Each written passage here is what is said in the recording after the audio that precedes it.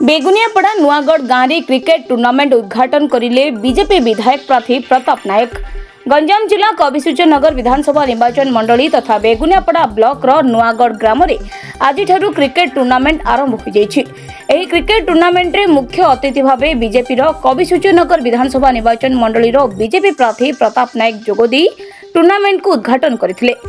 एथिसह क्रीड़ा प्रति आजिकार युवा समाज आकृष्ट होई विभिन्न प्रतियोगिता रे भाग नेबा सह निज अंचल निज माटी पई गर्व और गौरव आनिबार आवश्यकता रहिछि बोली श्री नायक निज वक्तव्य रे मत रखिथिले। एही क्रिकेट टूर्नामेंट रे केवल जे बेगुनियापड़ा ब्लॉक अंचल नुह विभिन्न ब्लॉक रो बछा बछा क्रीड़ा प्रेमी माने जोग देबार कार्यक्रम रहिछि। Bureau report KTV. ये जो टेनिस बॉल छाड़ंतु, टेनिस बॉल बदल रे सुनंतु लाइफ रे जदि रिस्क नाही ताहले लाइफ रे आपण सफलता पाई परिबे ना। टेनिस बॉल बदल रे जो ड्यूज बॉल ना कॉर्क बॉल अछि ताकू व्यवहार करंतु एवं जो जिनस हमें करूचंती ताकू हमें प्रोफेशनल देखिबा।